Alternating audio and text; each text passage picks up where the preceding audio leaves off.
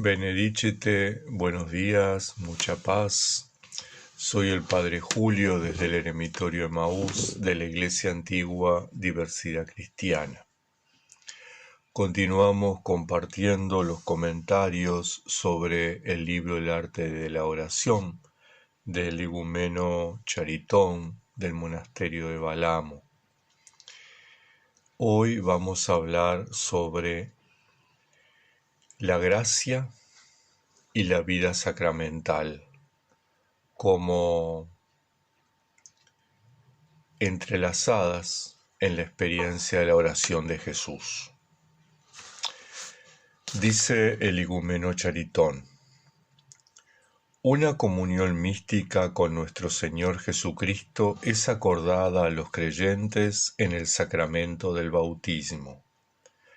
Mediante los sacramentos del bautismo y la confirmación, la gracia penetra en el corazón y permanece luego constantemente en él, ayudándole a vivir como cristiano y avanzar en la vida espiritual. El bautismo es el sacramento de la iniciación cristiana por excelencia. Tal vez más adelante tengamos alguna conversación sobre bautismo y profesión monástica, que están muy unidos y tienen una relación muy fuerte uno con el otro. Pero aquí en este momento es importante señalar las dos grandes tradiciones, la de Oriente y la de Occidente. Cuando en Oriente se habla de bautismo y confirmación, no se está haciendo referencia al sacramento de la confirmación como lo tenemos en Occidente. Y tengamos en cuenta que el igumeno Charitón se refiere, es miembro de la Iglesia de Oriente. Cuando ellos hablan de la confirmación, están hablando de la unción con el Santo Crisma que en el momento del bautismo se realiza a la persona que está siendo bautizada. En Occidente, el rito del bautismo implica la unción con el óleo de los catecúmenos, la inmersión o la aspersión en agua y el rito de la crismación. En realidad, en Oriente, el bautismo implica únicamente el rito de inmersión en agua. La crismación, que se hace inmediatamente, es esa confirmación. De hecho, el sacerdote, el presbítero, cuando crisma al bautizado, le dice: recibe el sello del Espíritu Santo. Así que tengamos en cuenta que cuando leemos y comentamos en este libro El arte de la oración y en toda la tradición ortodoxa, cuando se habla de la confirmación, en realidad estamos hablando de ese acto de crismar al recién bautizado. Bien, entonces es importante tener en cuenta que por el bautismo y por la crismación, que se produce inmediatamente después del bautismo, la gracia penetra en el corazón del bautizado y permanece constantemente en él, y es la que ayuda a vivir como cristiano, a vivir la ética del Evangelio, a ser discípulo de Jesús y a llevar una vida espiritual. Dejamos de ser los seres humanos de carne, carnales, para pasar a ser seres espirituales. Dice Charitón: nosotros que hemos sido bautizados y hemos recibido el sacramento de la confirmación, es decir, que hemos sido crismados, por ello somos receptores del don del Espíritu Santo. En él, el Espíritu Santo, está en cada uno de nosotros. Sin embargo, no es igualmente activo en cada uno de nosotros. Y es que una cuestión es recibir el Espíritu Santo y otra cuestión diferente es que nuestro libre albedrío, que nuestra intención sea la de cooperar y la de actuar en unión con el Espíritu Santo. Entonces, tengamos en cuenta que por el sacramento del bautismo, las personas cristianas comenzamos a salir de la oscuridad, la luz comienza a disiparse, a iluminar, a expandirse y de alguna manera repele, rechaza, disipa la oscuridad, las tinieblas. La gracia disipa el mal, la gracia bautismal. Dice Charitón, citando a San Diadoco, que la gracia y el pecado no habitan juntos. El pecado ha sido arrojado de la fortaleza y la bondad reina en su lugar. La fuerza del mal ha sido quebrada y dispersada por el bautismo. Citando a San Diadoco dice: la gracia y el pecado no habitan juntos, pero antes del bautismo, la gracia solicita al hombre desde el exterior, mientras que Satán reina todavía en las profundidades del alma y se esfuerza por cegar todas las salidas del intelecto para impedir que entre allí la justicia. Pero, desde el momento en que nacemos a la vida nueva, es decir, desde el momento que recibimos el sacramento del bautismo y somos crismados, el demonio permanece afuera y la gracia reina en el interior. Es necesario tomar conciencia de la responsabilidad que adquirimos en el bautismo. Es una responsabilidad que asumimos en ese momento y que transforma nuestra experiencia, nuestra vida. Pasamos de ser seres de oscuridad a ser seres de luz. Pasamos a asumir esa responsabilidad que nos transmite Jesús, que nos impone Jesús. Ustedes son la luz del mundo. Pasamos a iluminar nuestro entorno. Por eso es que tanto en el bautismo como en la profesión monástica se enciende una vela, se enciende un cirio, ¿verdad? Es el signo de la luz recibida de Dios. Así como cuando profesamos el credo y nos referimos a Cristo y decimos luz de luz, Cristo es el resplandor de la gloria de la luz del Padre, el cristiano es portador de la luz de Cristo. Pero tengamos en cuenta entonces que esa luz es la que opera en nuestro interior, es la que transforma nuestro mundo de oscuridad en un mundo de luz. Es la que llega a cada rincón de nuestra alma, a cada rincón de nuestro ser, transformándolo, iluminándolo.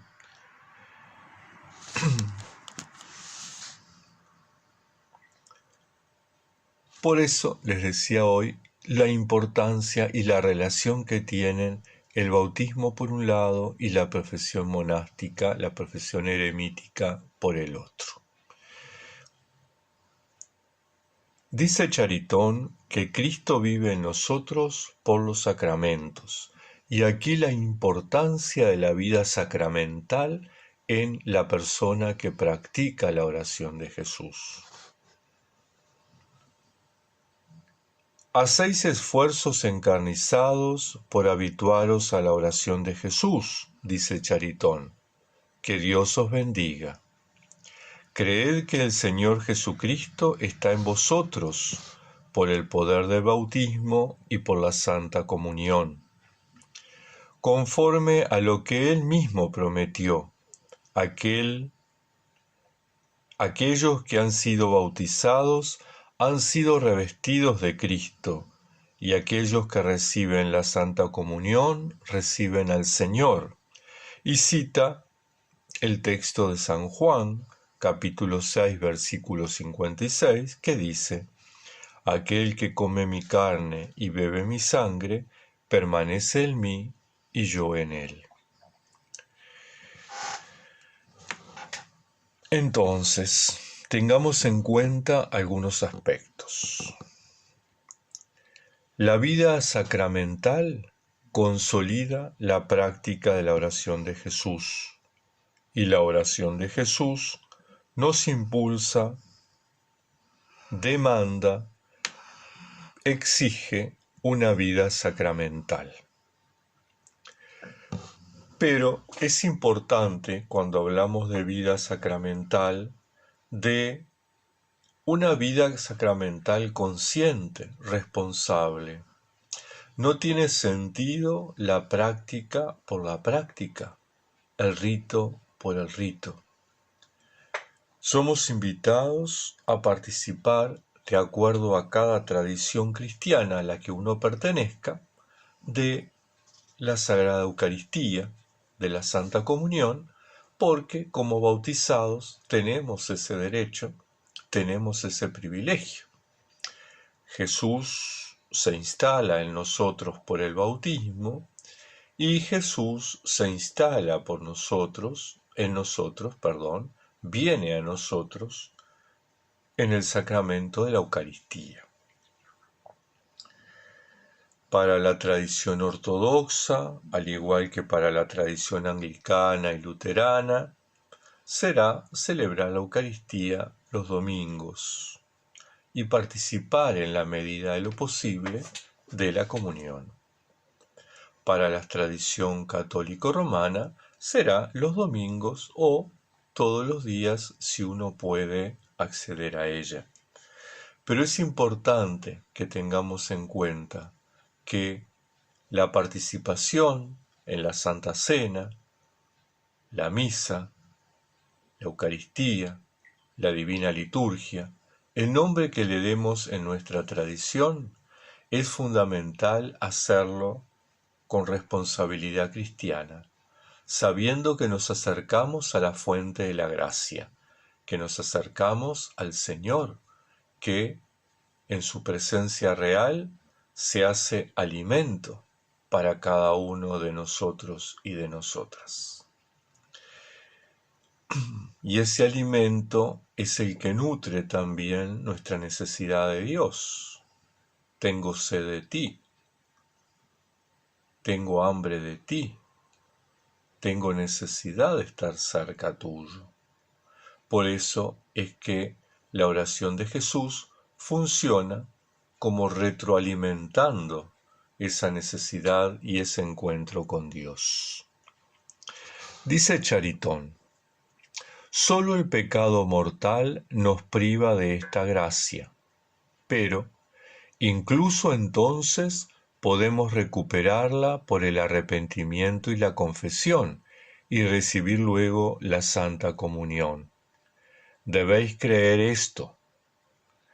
Si vuestra fe es demasiado débil, orad a Dios para que la acreciente, la haga firme e inquebrantable.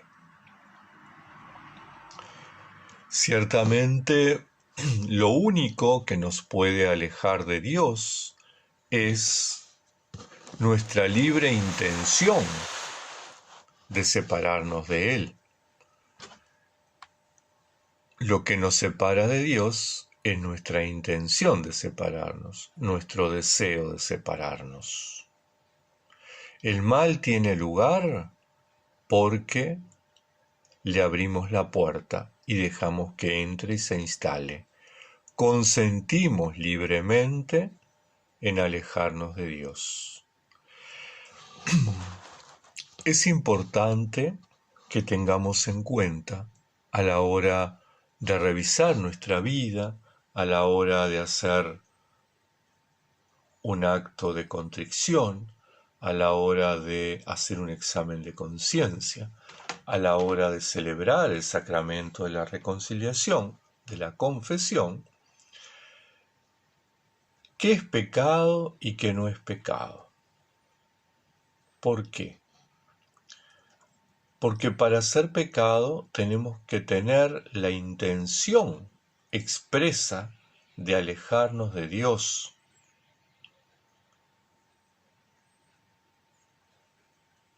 Y por otro lado, tenemos que tener en cuenta que no siempre estamos atentos a la vida espiritual. Entonces cometemos omisiones.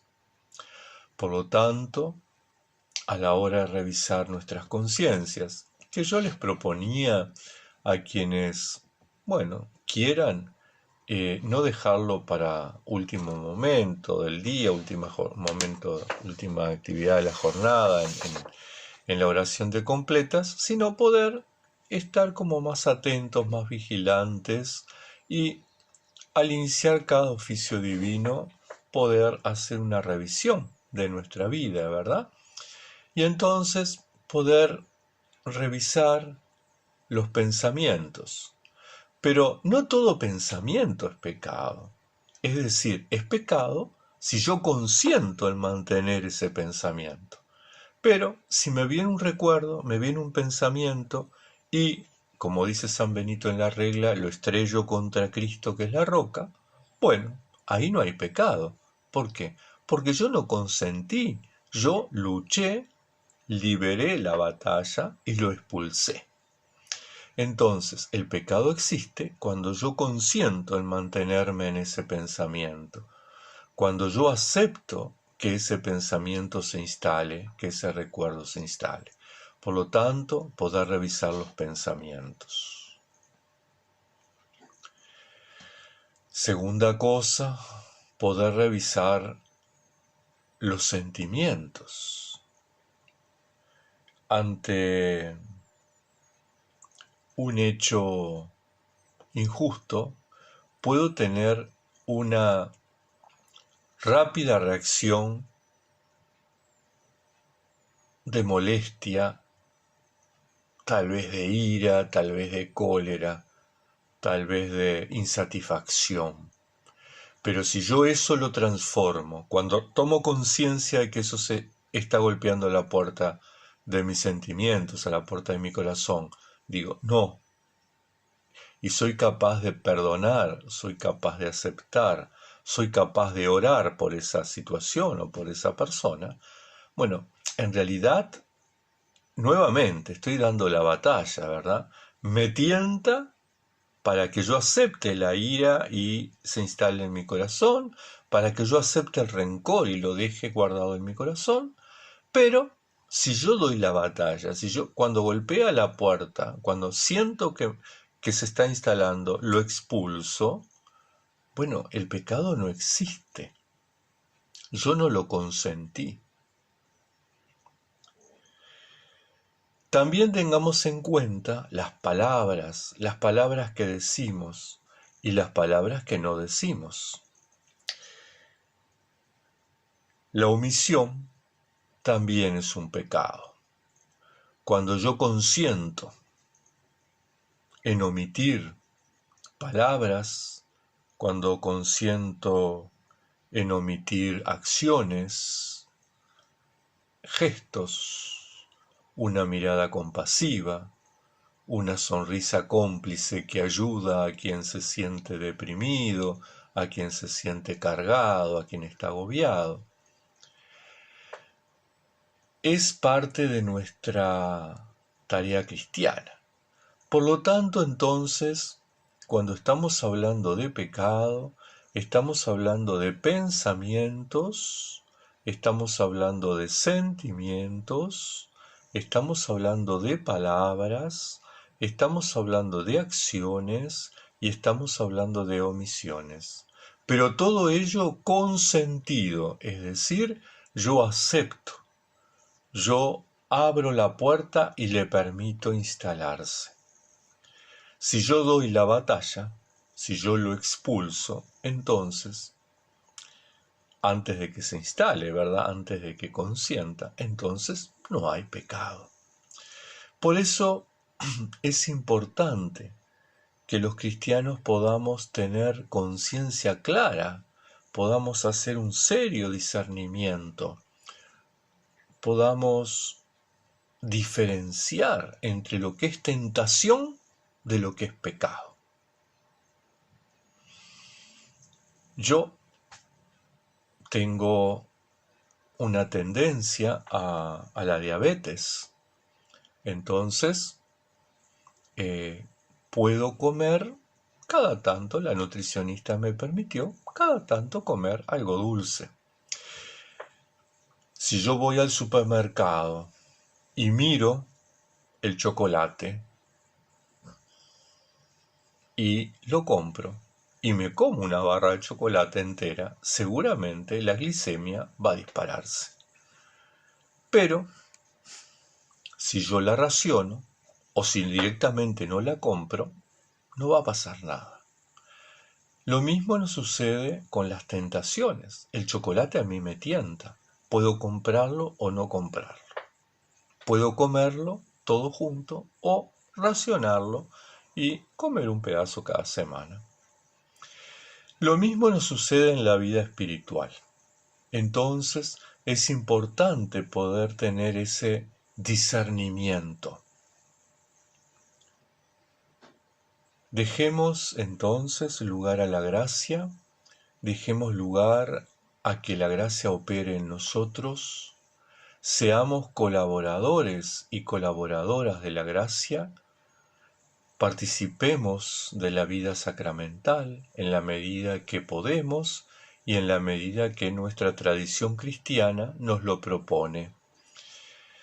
Las instituciones nos brindan la posibilidad, cada iglesia, cada denominación nos brinda la posibilidad de la vida sacramental.